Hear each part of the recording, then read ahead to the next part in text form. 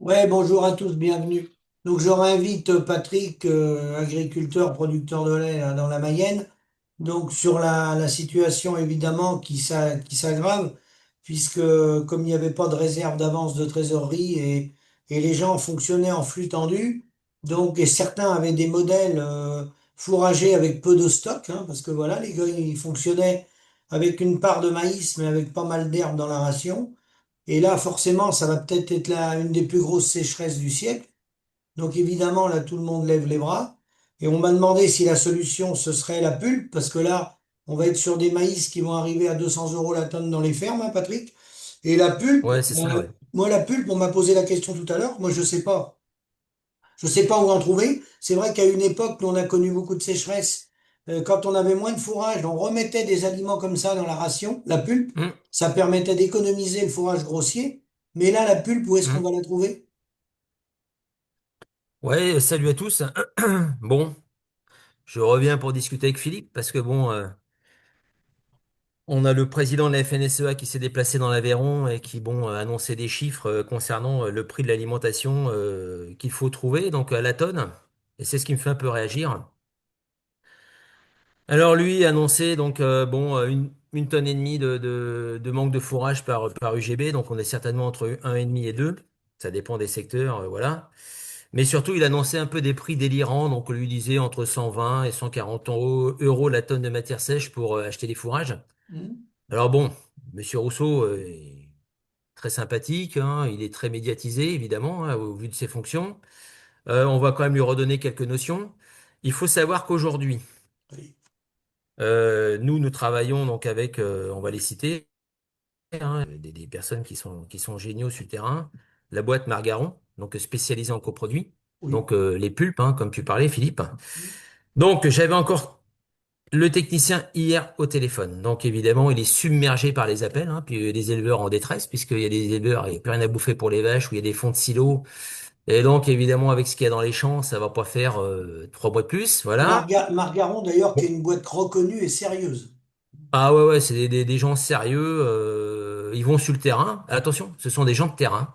Ils vont sur le Attention. terrain pour conseiller les éleveurs, mettre en place des rations, apporter des solutions. Ce sont pas des touristes, hein, en bon Non, français. non, non, non, non. Donc, il me disait hier, c'est pas compliqué. Il n'y a plus de luzerne brun à vendre. Il n'y a plus de foin. La paille, très certainement à 145 euros la tonne. Donc, ça rejoint ce que dit Monsieur Rousseau, mais avec de la paille, on n'a jamais nourri une vache, hein. Donc, Monsieur Rousseau est un céréalier et pas un éleveur. Tout le monde le sait très bien. Donc, lui, ce souci, ça va pas trop le soucier, ça. Donc, voilà. Il faut déjà connaître ce qu'il faut pour nourrir une vache, hein. Ça serait déjà le b.a.-ba du métier, le concernant quand on veut donner des explications et des conseils. Donc, il n'y a plus de luzerne, plus de foin, il n'y a plus de pulpe humide, ni de pulpe sèche. Il doit en rester peut-être au niveau des boîtes d'aliments, mais à des prix voilà, exorbitants. On peut trouver du maïs en silage arrivé dans la cour à 200 euros la tonne de matière sèche. Ouais, Et là, arrivé. je vais faire le... Pardon? Ouais, ouais, arrivé. Oui. Arrivé, hein. Donc, ça fait du 85 euros tonne brute, grosso modo. Et là, je vais faire le lien donc avec les assurances au niveau des cultures. Donc, si on prend un maïs assuré à 13 tonnes de matière sèche, ce maïs en question, pour déclencher l'assurance, on aura déjà 25% de franchise. On va déjà avoir 3 tonnes, 250 de matière sèche en perte directe, puisque la franchise est une perte directe, elle n'est pas indemnisée, hein, tout le monde, on est bien d'accord. Il reste assurable 9 tonnes 750.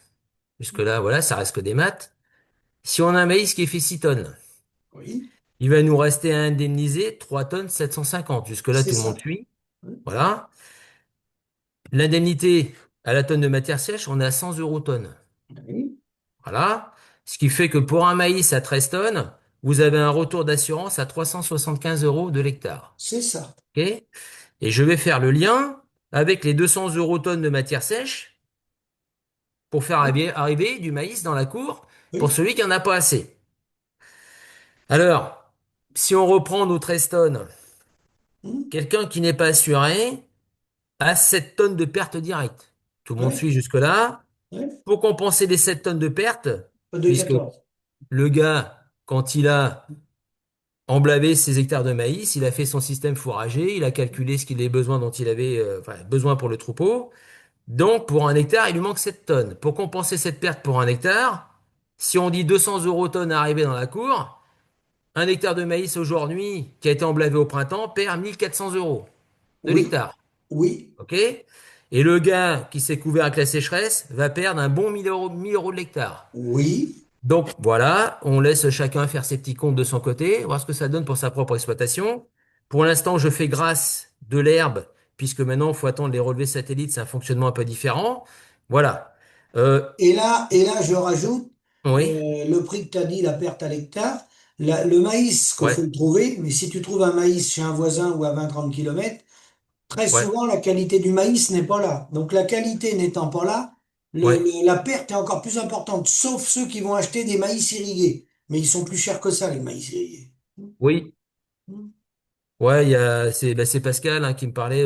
Il y en a qui se rendaient comme des fous furieux du côté de Toulouse pour récupérer du maïs entre 2500 et 3000 euros de l'hectare. Oui. Donc les gars arrivaient dans leur cours avec leur propre tracteur, étaient rendus à 250 euros la tonne de matière sèche.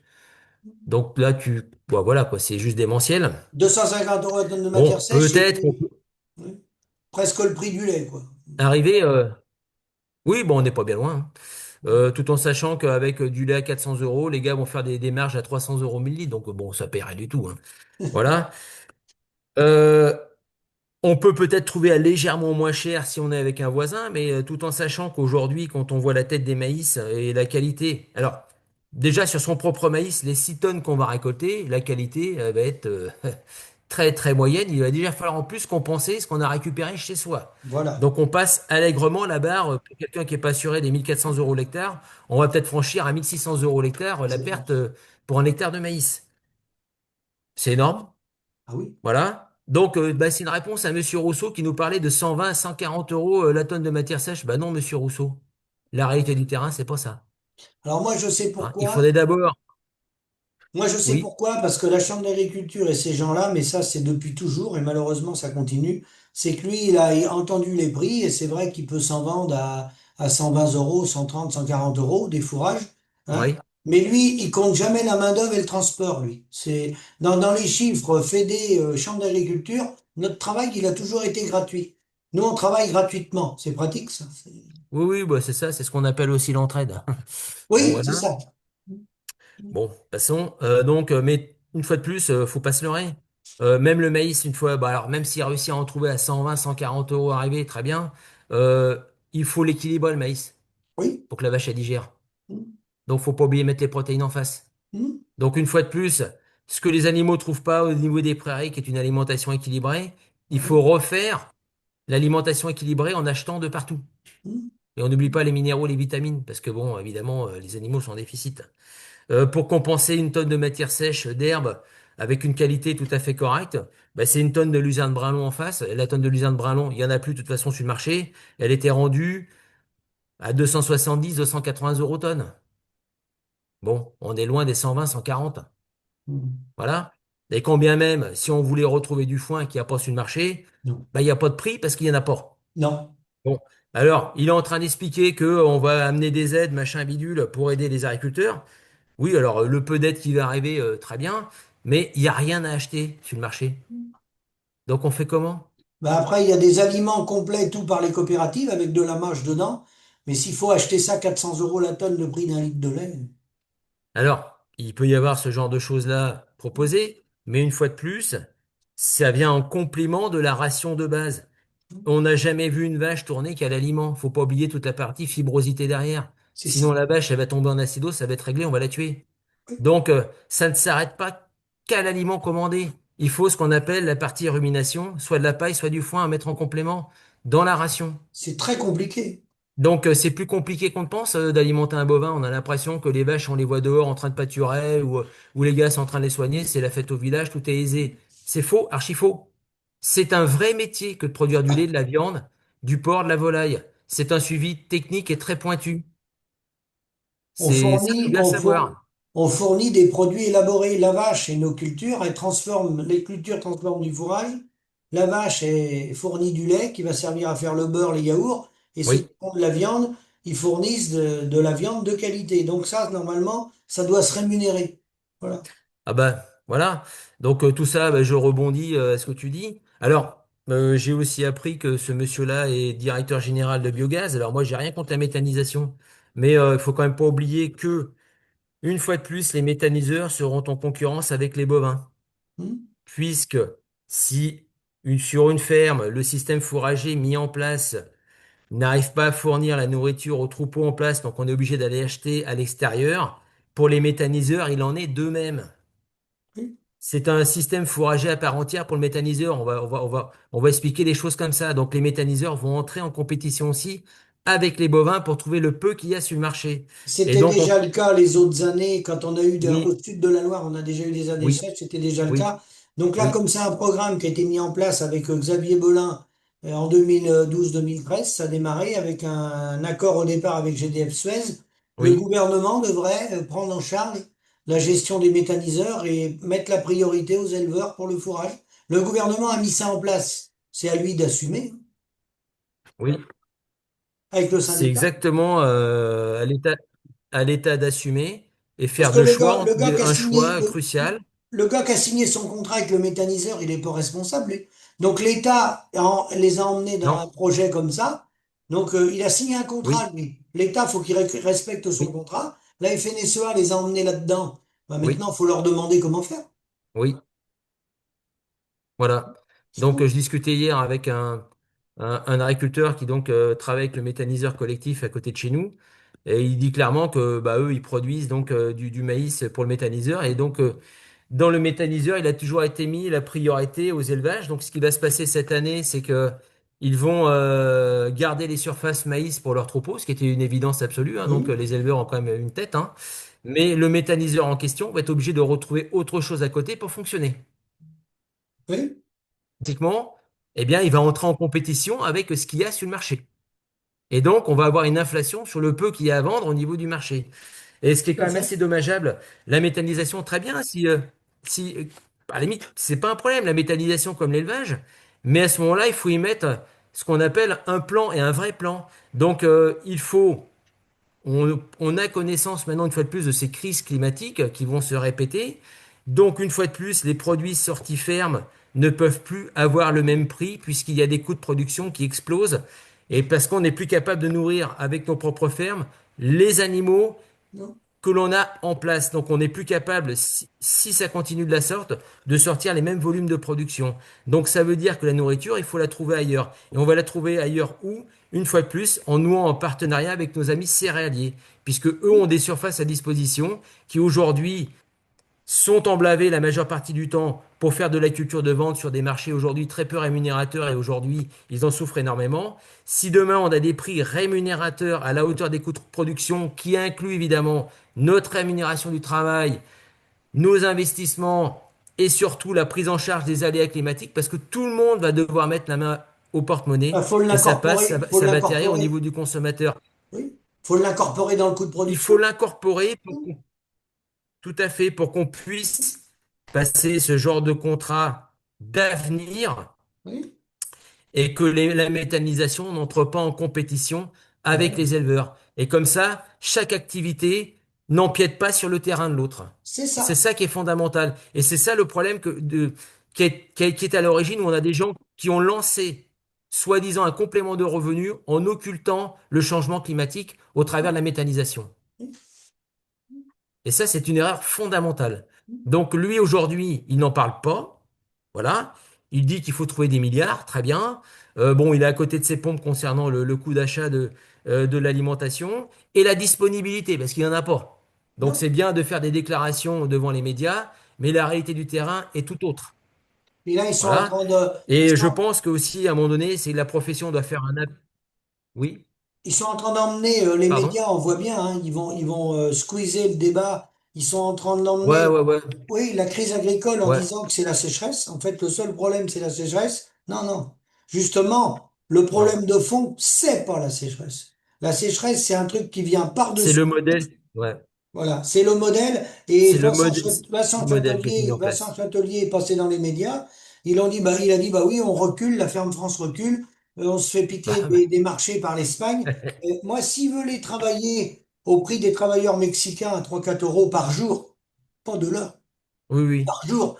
Si lui, il veut faire ce boulot-là, parce que lui, le salaire qu'il a, moi j'ai trouvé des gens dans le monde qui le font à 200 euros par mois. Faut oui, lui oui. demander s'il est d'accord pour travailler pour 200 euros par mois, lui. Quand il fait des conférences, le prix qu'il prend, rien que sur une journée, lui, donneur de leçons, ça suffit. Hein, Vincent Châtelier. Des mecs comme ça, on s'en passe. Donc, venir nous donner des leçons sur ce qu'on a à faire dans notre métier, ça commence à bien faire. Hein. Bah écoute, Philippe, il n'a pas besoin de nous donner des leçons, on est en train d'expliquer clairement les choses. Donc on est quand même pas plus con que la moyenne, puisque nous sommes des chefs d'entreprise, hein. Donc, Voilà, et des chefs d'entreprise avec vraiment de très grosses particularités, parce qu'on bosse avec du vivant et on bosse avec le climat. tout à fait. Donc là, c'est pas la même donne que faire de l'administratif, Non, de faire du boulot d'usine, etc. Nous, on a vraiment des contraintes majeures, le vivant et le climat. Et là, franchement, on est vraiment rattrapé par la patrouille. Le vivant, on l'a vécu au travers de tous les virus, et là, c'est pas terminé puisqu'il y et en a c'est encore pas un autre. fini, c'est pas Il y en a un fini. autre qui déboule par l'est de la France, les Suisses et compagnie. Le climat, bah, malheureusement, on a connu des sécheresses par le passé, mais des comme celle-ci, non. Donc, une fois de plus, l'agriculture ne peut pas endosser Non, le t-shirt des restaurants du cœur, c'est clair et net. non, C'est plus possible, ça. non, Ce non, n'est plus possible. non. Donc, voilà, l'état des lieux, on l'a fait, Philippe. Le coût, le coût des achats, on l'a fait, la tonne. Non. Le retour des assurances qui a été mis en avant par la FNSEA avec le système assurantiel, oui, c'est une chose, mais ça ne garantit en rien la viabilité d'une ferme. La démonstration a été faite. T'es pas assuré, tu prends 1400 balles. Voilà. T'es assuré, tu prends quand même les 1000 balles. Voilà. Donc il y a toujours une perte. Toujours. Et la perte, qui doit l'endosser? C'est la Là, question. là, on n'a pas parlé des pertes dans les élevages. Hein. L'infécondité, les animaux meurent, la baisse de production. On est resté que sur les cultures. Hein. Ah oui, on est resté que sur les cultures et on peut rajouter aussi qu'il va falloir repenser à ressemer dans les champs, donc le travail, les semences, le fuel, le temps. Le temps, évidemment, nous, c'est bénévolat. Ah ben, c'est bénévolat. Voilà. Alors moi, enfin, je sais pas ce que tu en penses, Philippe. On peut aussi faire un appel à tous les grands groupes laitiers, les coopératives du porc et compagnie. Je crois qu'à un moment donné, on va peut-être faire prendre conscience de la situation. Il y a des groupes à partir desquels il faut s'inspirer.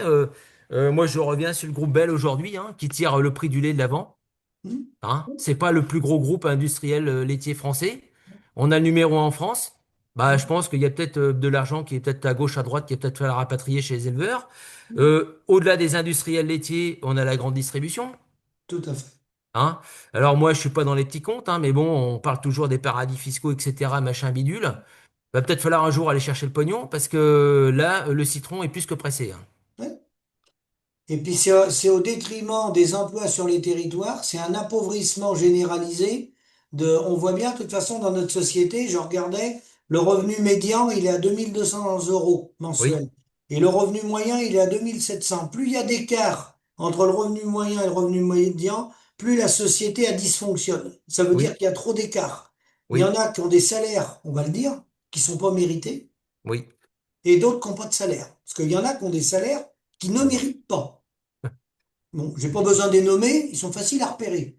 Mais de toute façon, ce qu'on va vivre aujourd'hui, ça va refléter cette disparité qu'on a au niveau de la société et tout ce fossé qui est en train de se creuser. Et je me répète, à partir du moment où on a tiré depuis 20 ans sur la corde au niveau de l'agriculture, et des prix sortis fermes, on peut avoir que le fiasco qu'on a aujourd'hui.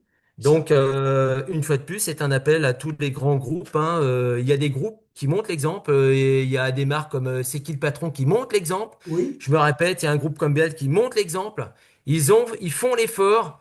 Ils nous paient pour des pratiques comment dire, d'amélioration de nos pratiques agricoles pour changer le modèle et justement se préparer au changement climatique. Ils mettent de l'argent sur la table. Alors certains voient ça comme des contraintes. Non, faut pas voir ça comme des contraintes, faut voir ça comme l'avenir, puisque de toute manière, si on ne change rien, on est la tête dans le mur. même si c'est pas suffisant, et attention, comme c'est qui le patron, c'est pas l'intégralité du litrage hein, qui est payé. Donc Non, mais c'est un début, ça fait comme Faire France, c'est voilà, des initiatives qui tirent vers le haut, mais bien voilà. entendu qu'on est loin du modèle canadien, puisque le modèle canadien, bah, tu le sais, en 2009, on a voulu l'imposer en France, et on a été contré par la FNSEA.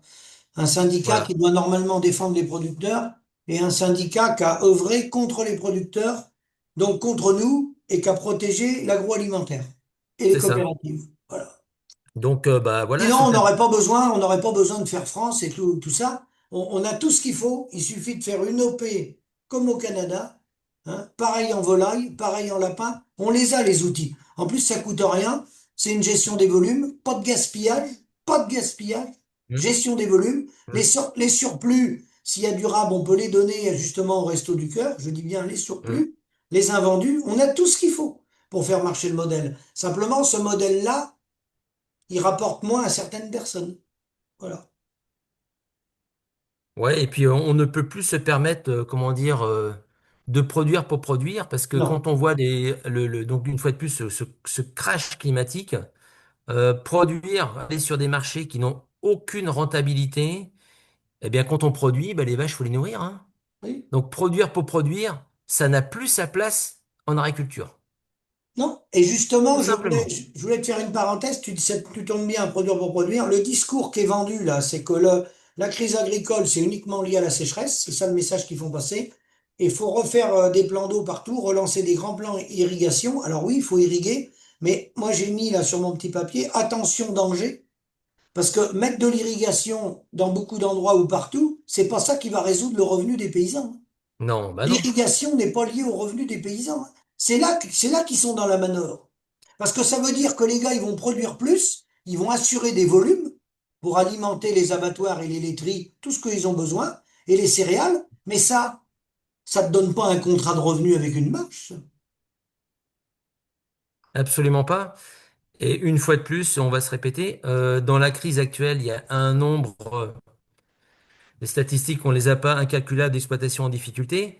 Est-ce que tu vas trouver une banque qui va aller financer un plan d'eau, tout le Non, matériel d'irrigation, non, non, donc le mec il sera pas financé? La banque financera des gens qui ont une rentabilité de leur entreprise. Donc si on n'a pas de prix à la hauteur du prix de revient, les banques ne financent plus.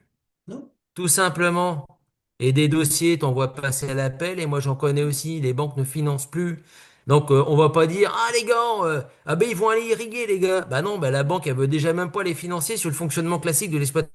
Donc ils vont pas se remmancher à financer un plan d'eau et tout le matériel d'irrigation qui va avec. le Et quand matériel bien même le tout le matériel. travail qu'il faut sortir derrière. 2 mois de boulot, celui qui arrose l'été, 2 mois de boulot.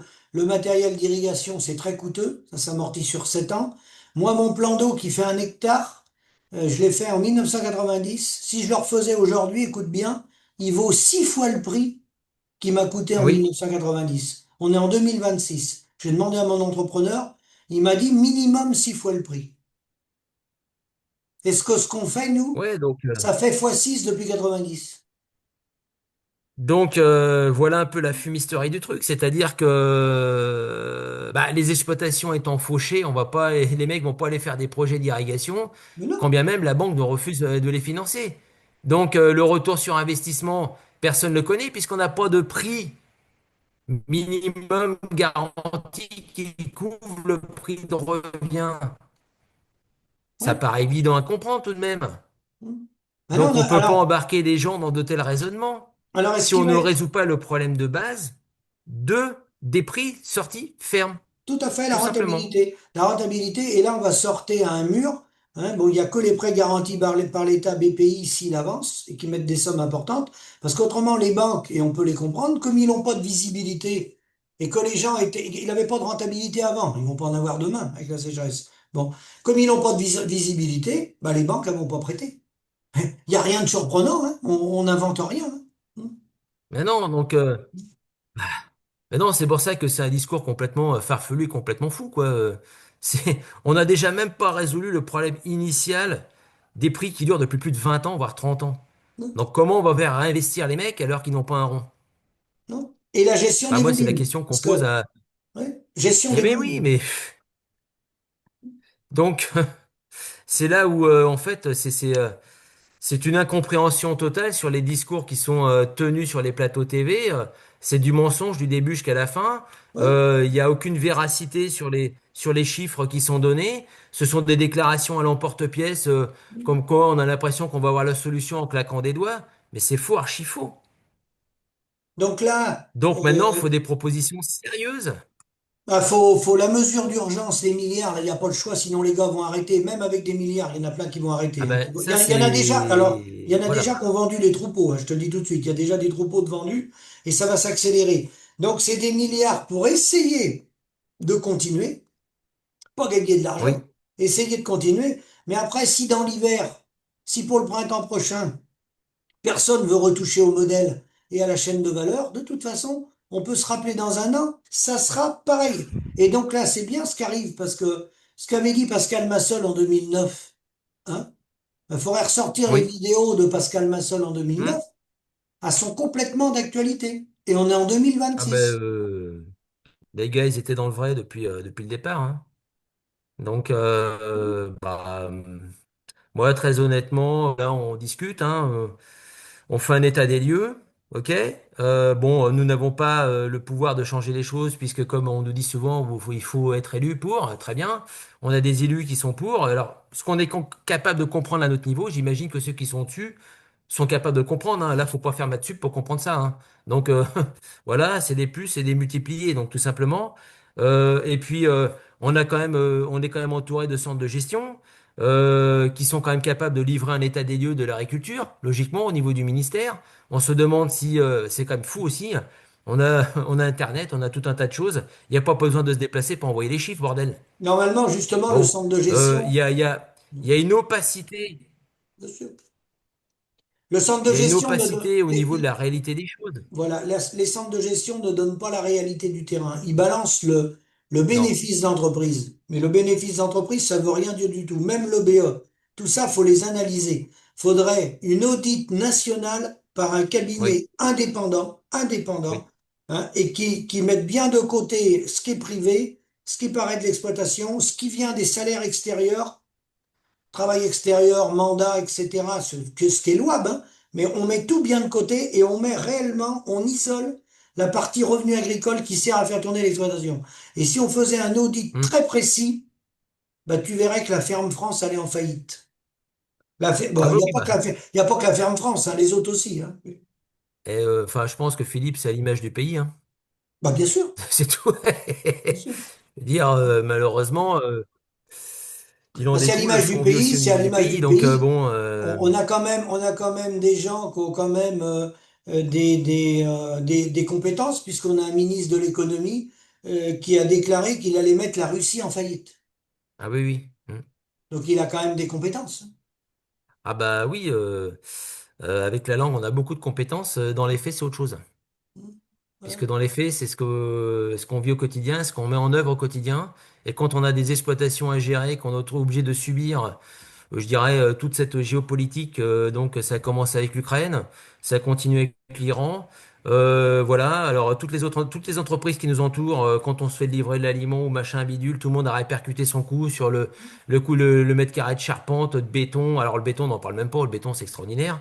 Voilà, tout le monde répercute. Le dernier des abrutis qui répercute rien, c'est celui qui travaille tous les jours. Parce que Alors, tous les autres, ce sont des prestataires, que ça soit un vétérinaire, un comptable, il y a ce qu'on appelle une prestation. Et la prestation, elle est adaptée en fonction de l'évolution. Donc, s'il a une évolution de ses coûts, hein, de maintenance ou autre, eh ben lui, quel qu'il soit, qui vende des minéraux, peu importe, tout le monde, l'entrepreneur, tout le monde, ils vont répercuter. Alors, ce qui les arrête, c'est pas la facture, c'est l'arrêt d'activité. Quand ils ont plus d'activité, là, hum, ou moins d'activité, là, faut qu'ils licencient. Voilà, c'est ça. c'est tout. Donc, quel est ton Et mot de la fin? Ton mot de la fin? bah, à partir du moment où on continuera à fonctionner de la sorte, on peut pas faire de projet d'avenir sur l'agriculture, c'est impossible. Ça sert à rien de nous bassicoter la pyramide des âges, le renouvellement des générations, quand bien même ceux qui ne sont pas encore à la retraite capitulent à 50 balais parce que même financièrement ils sont cuits ou alors physiquement euh, voilà, qu'est-ce qu'on peut dire de plus, mis à part que on doit être payé sur le prix de revient, Voilà. tout simplement des produits sortis ferme, si on veut s'en sortir.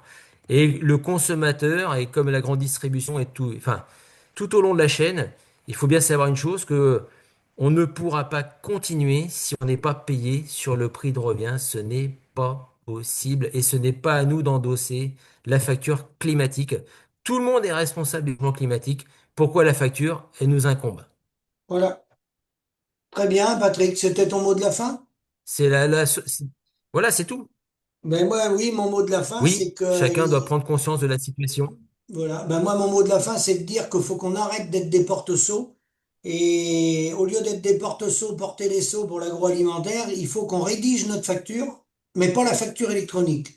La facture normale. La facture électronique qui nous laisse tranquille avec ça, c'est encore une couche supplémentaire pour nous enfoncer ça. Voilà, de toute façon, on aura un avenir que si on gagne notre vie.